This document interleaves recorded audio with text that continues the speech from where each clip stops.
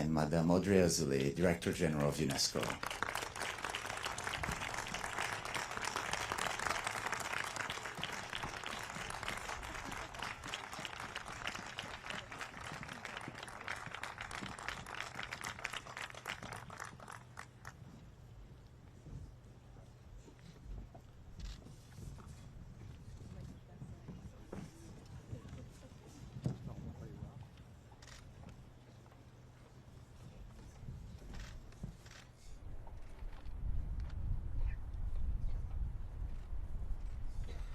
In order to thank you all very much.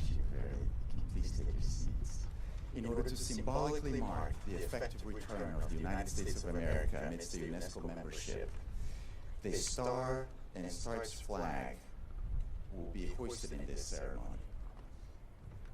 Please welcome, to start us out, Mr. Forrest Whitaker to give us a perspective of this ceremony, please.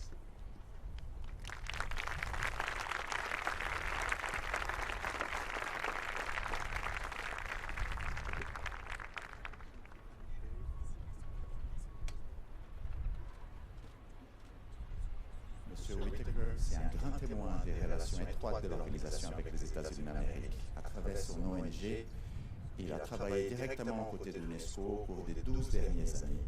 Veuillez accueillir notre envoyé spécial, M. Forrest Whitaker.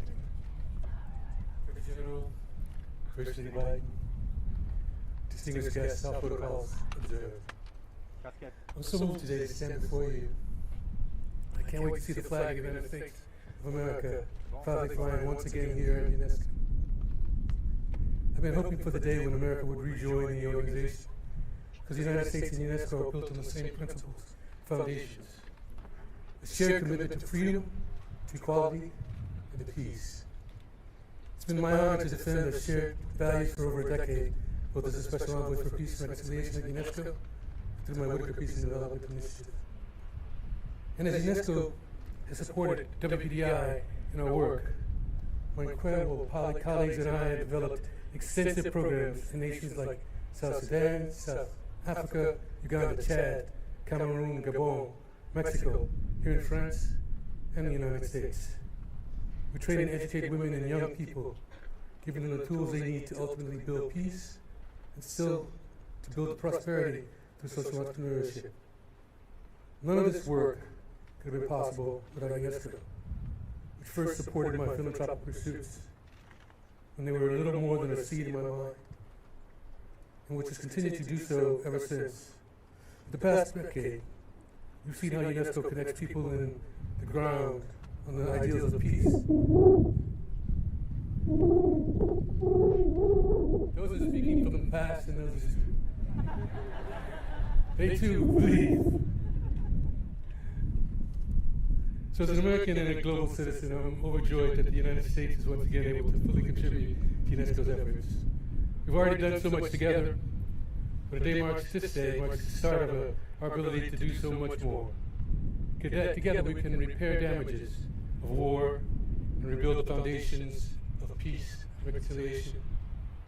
We must fight against hatred, anti-Semitism, and racism through new initiatives in education, history, and press. We must protect freedom of the press. We must prioritize access to education as a lever of peace worldwide, both in emerging and developing nations. And on this point, I'd like to be able to acknowledge one of the United States' greatest champions of education, our First Lady, Jill Biden, who is here with us today. Thank you for all you've done to support young people around the world. Let's also take a moment to recognize Madam Director General Azoulay for such incredible leadership of this organization. We're writing the first pages of a new chapter in UNESCO's history today. And as the United States flag is raised, take a look around. Think of what would it be like to see a world of increased capacity to rebuild a culture of peace, a world in which poverty has been eradicated, a world which uses education to build sustainable development. We can all be authors to help create this world, transforming it from an idea to a reality. So let's take the next journey. I'm fully committed to writing the next pages alongside you. And you see you have supported those from before and those that will come after. Ah, there it is. Thank you. Mr. Whittaker, please. Dr. Bell, perhaps a photo could be taken. Mr. Whittaker, if you could please stay for one picture of the three of you together on stage. I think they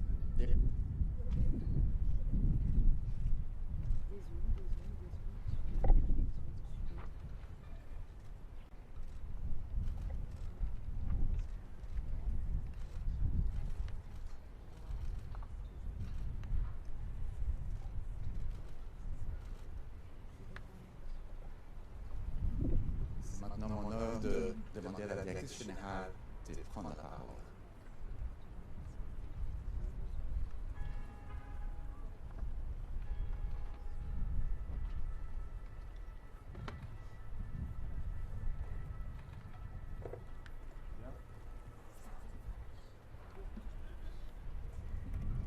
Madame la Première Dame des États-Unis, chère Dr. Jill Biden, Madame la Présidente du Conseil exécutif de l'UNESCO, Mesdames et Messieurs les ministres, chère Brigitte Macron, cher Forest Whitaker, grand ami de l'UNESCO, Excellences, chers collègues,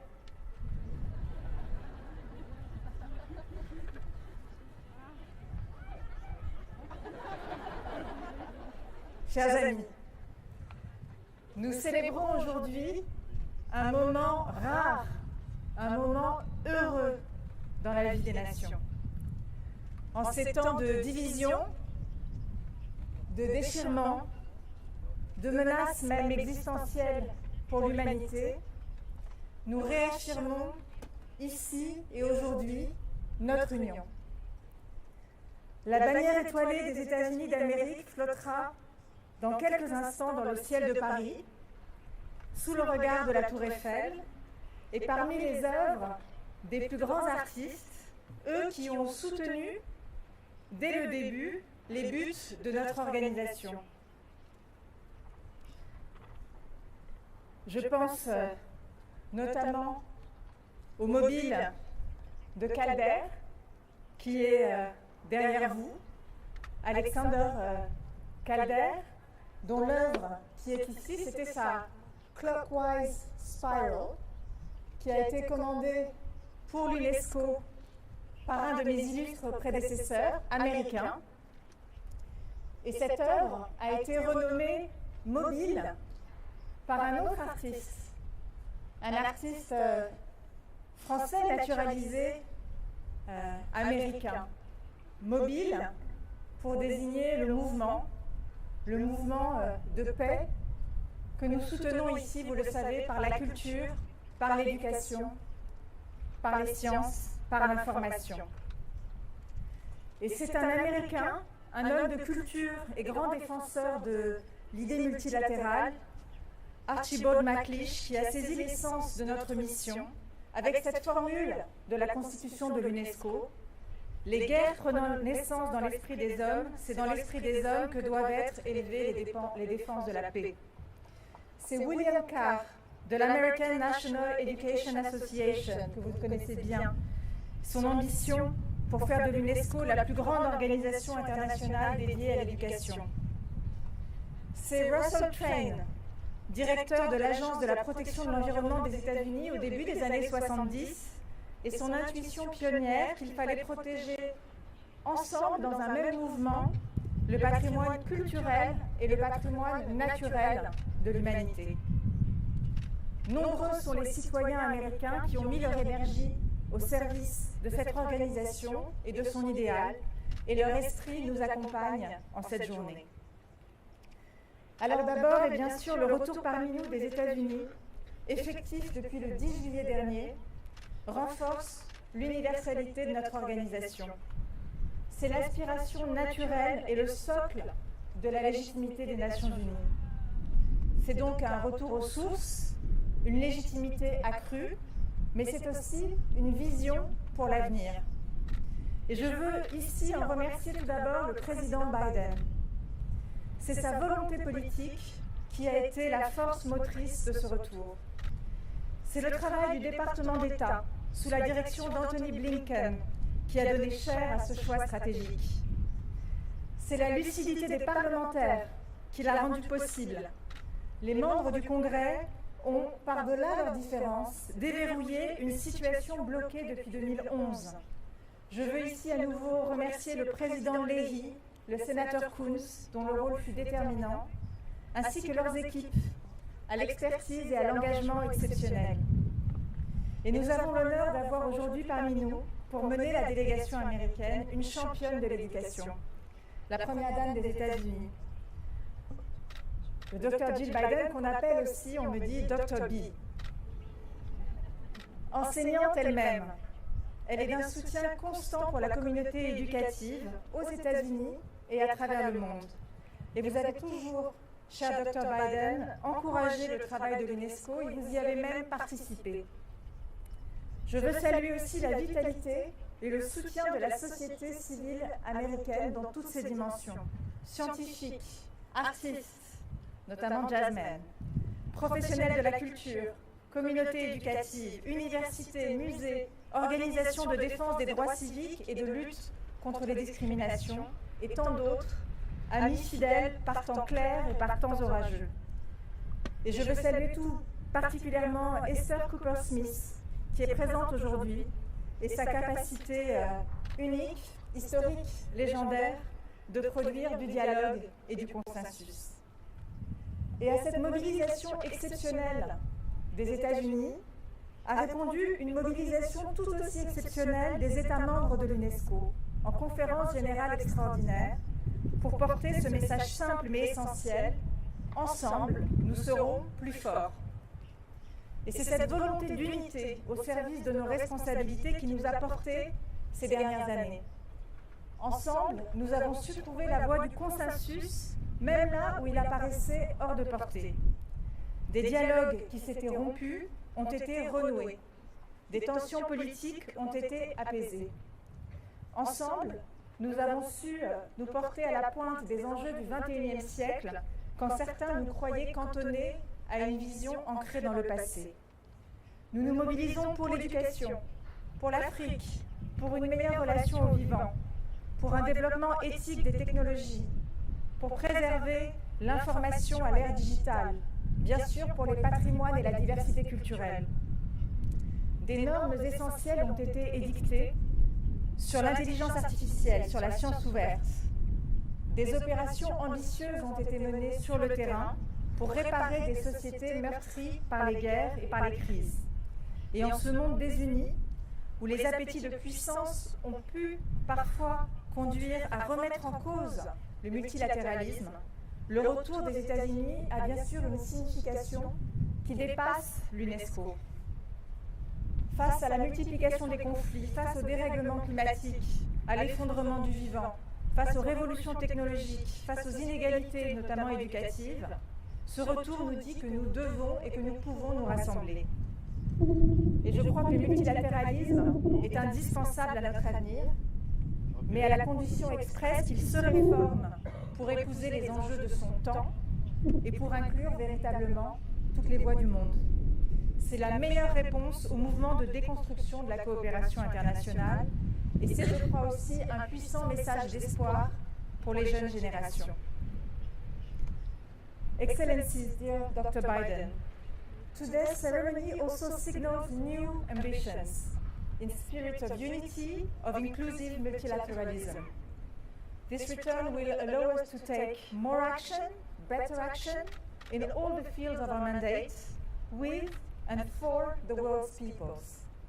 In 2023, it will already allow us to step up our efforts in strategic domains and expand our presence in field operation, whether it means better responding to crises, which are multiplying, developing digital learning and skills, promoting African heritage and history, fighting racism, opening up sites especially to women and young people, managing water and the ocean more sustainably, the return of the US, is essential in this field.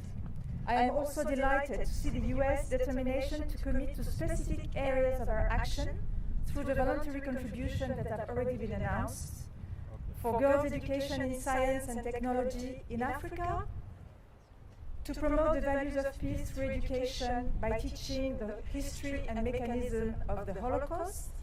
You know, it's a mission of utmost importance for UNESCO, a mission bequeathed to us by a generation that told us that remembrance means not only mourning the dead, but also warning the living, to quote Samuel Pizarre. You also wanted to help UNESCO strengthen its action in Ukraine to safeguard and rehabilitate cultural heritage ravaged by war, and you will also allow us to expand our vital mission to protect media freedom and journalists worldwide. And finally, this return supports and strengthens the UNESCO teams who keep our mandate alive around the world. I would like to conclude, dear Dr. Bidens, with the words of another First Lady of the United States of America, Eleanor Roosevelt. Her words are especially relevant as we contemplate the 194 flags that will soon flutter in unison. She said, and I quote, with a bit of rain, but it's okay, "Our own land and our own flag cannot be replaced by any other land or any other flag. But you can join with other nations under a joint flag to accomplish something good for the world that you cannot accomplish alone." Driven by this conviction, by this hope, we are honored today to put the Star-Spangled Banner back where it belongs. I thank you very much. Welcome back.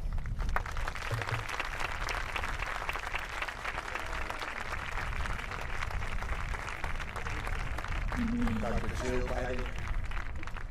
Thank you. I'll speak quickly. So bonjour, good afternoon, Director General, Madame Macron, my dear friend, Minister Attal, Minister Abdul Malak, Your Excellencies, distinguished guests. I was honored to join you today as we raise the flag of the United States, a symbol of our commitment to global collaboration and peace. The United States is proud to join as a member state of UNESCO. Madam Director General, you've worked long and hard to help us realize this goal, so thank you. To Forrest Whitaker and all of our UNESCO Goodwill Ambassadors, we are all grateful for your tireless efforts on behalf of this organization. Over the years, my husband and I have had the opportunity to get to know President and Madam Macron. And we were honored to host them for our first state visit at the White House last December. Brigitte, that will always be one of our best memories. We had such fun. Your friendship will always remind us that what we have in common can transcend language and culture. And that's what I'd like to talk to you all about today. Connections and the education that makes them possible.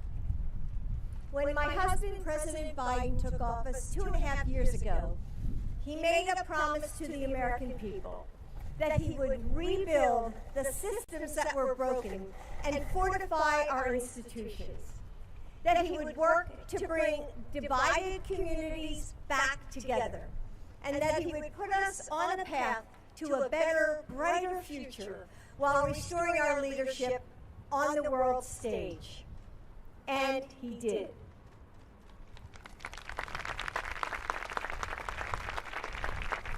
He made sure that all Americans could get the vaccines they needed.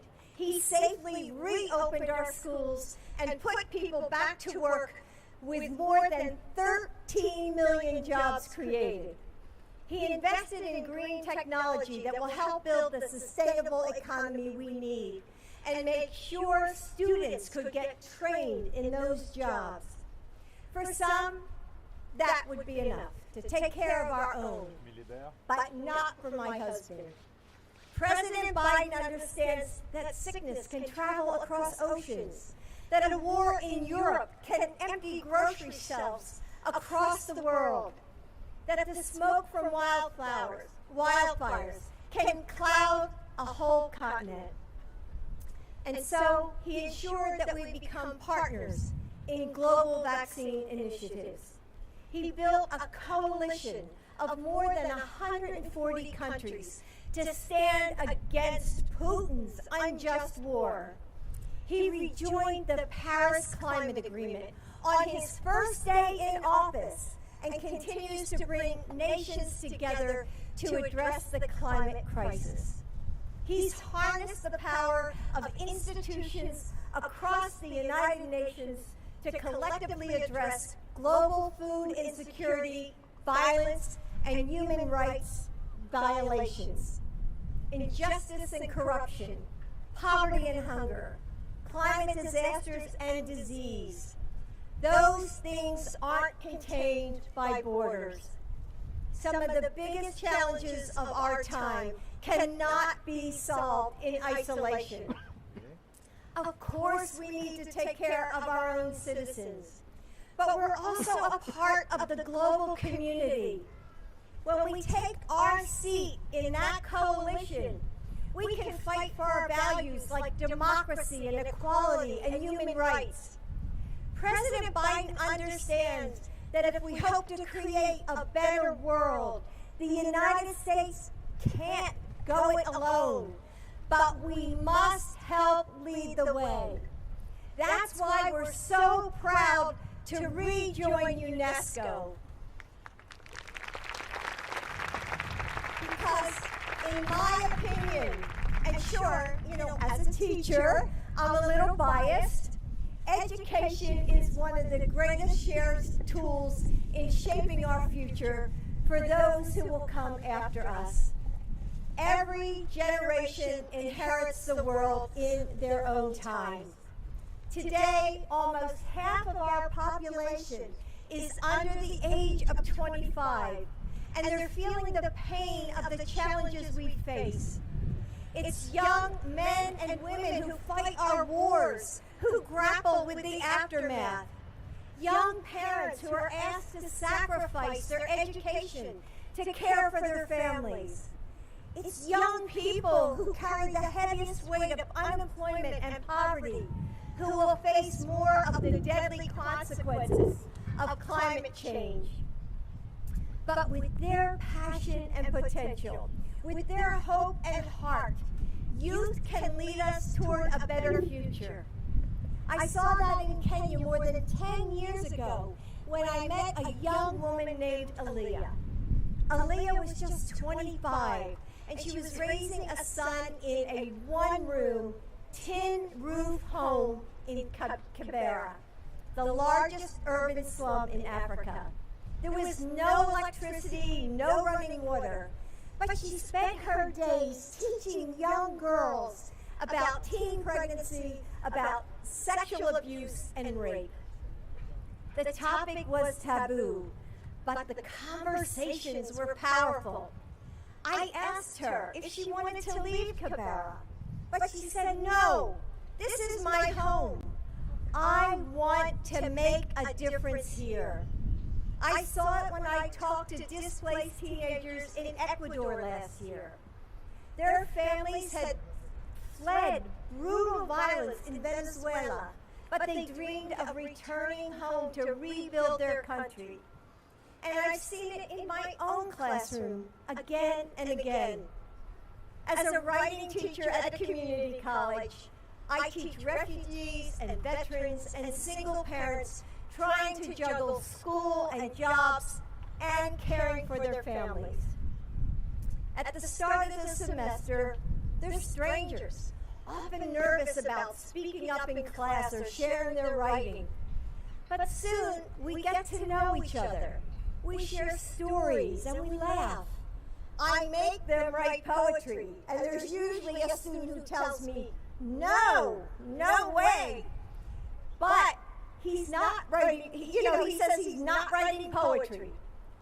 But he always does, and it's incredible. So we become a community. They offer to babysit for one another and give rides to class. They find their voice and realize a confidence that they never knew was inside of them. They teach me so much. And they go out and they share those big ideas with others to build good lives and give back when they can. Young people are our future, but they are also our present. And when we give them what they need to thrive, clean water and air, good schools and job opportunities, safety and mental health support, they'll show us the world through new eyes. They'll raise strong families and give back to their neighborhoods. They'll use their voices and fight for the future that we all want and need. Education is a powerful key to that future. It changes us so that we can go on and change our world together. Everyone deserves that opportunity. It was in that spirit that UNESCO was created, to spread ideas and open minds, to give people the tools to thrive, whether it's protecting freedom of expression or trying to better understand our oceans or shaping standards on artificial intelligence, to preserve our treasures so we can remember the history that makes us who we are, to show us that our differences are precious and our similarities infinite. Yes, we've seen that the perils of our present cannot be contained by borders, but goodness and hope can spread too. The beauty of art that speaks to our hearts, the reverence we feel when we step into a temple and learn how ancient people worshipped and lived, the scientific discoveries that reveal the reaches of the universe or the microscopic systems of our cells, the new ideas that pass from person to person like a flame, growing brighter without diminishing its source. 7 years ago, as Second Lady, I joined this organization here in Paris to help launch UNESCO's Teach Her program. It aimed to educate girls who have often been left out of the classrooms and get them excited about STEAM.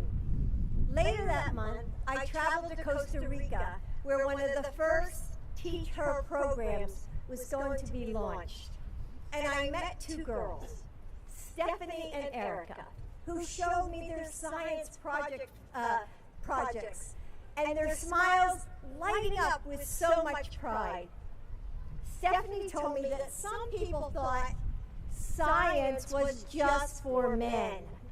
But at her school, just as many girls loved it as boys. And I'll never forget her passion. So when I returned to Costa Rica last year, I invited them to meet me again. Stephanie told me she was studying food engineering and had been selected as a finalist in a contest by the Institute for Food Technology. Erica was working in a microbiological analysis lab and looking forward to earning her master's degree in that field. Having the opportunity to study science and explore their interests changed the course of their lives. And UNESCO made that possible for young women. Now, just imagine the number of people that they will teach and inspire. It's a ripple of promise that has no end. Together, let's empower the next generation of thinkers and dreamers and doers, helping them unleash their possibilities. The challenges of our times, from authoritarianism to climate change, create an uncertain future. But what is certain is the possibility still inside of us to innovate, to cooperate, to discover new solutions. It's up to us to realize the future together. Thank you.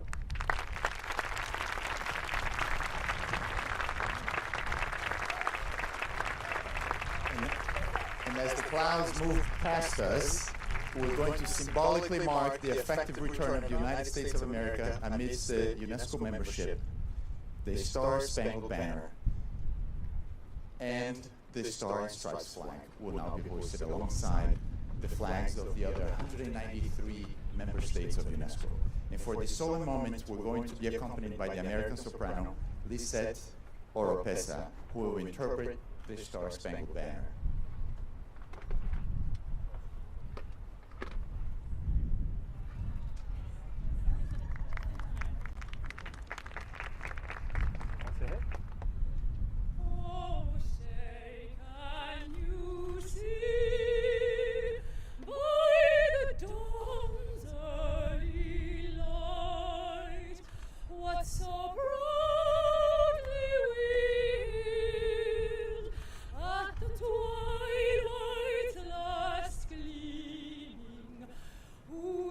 Stripes and bright stars,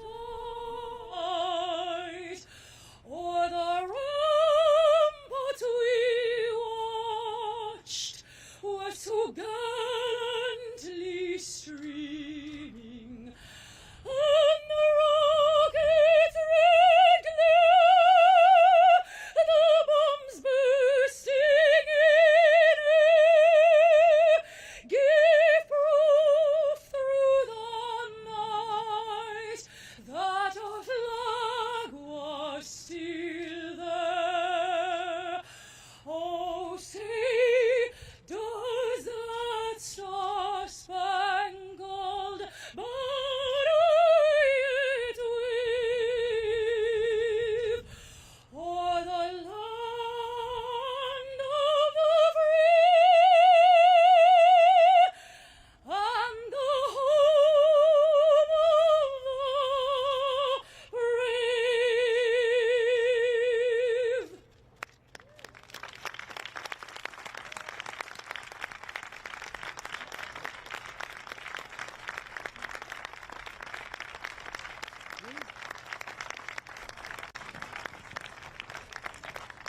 Ladies and gentlemen, this ceremony is coming to an end. We thank you for your attendance and invite you to remain in your seats for a few more moments as Dr. Biden and the Director General leave the stage. They will head to Hall Segura just behind you, where together with you, we'll raise a glass to toast and celebrate this historic occasion.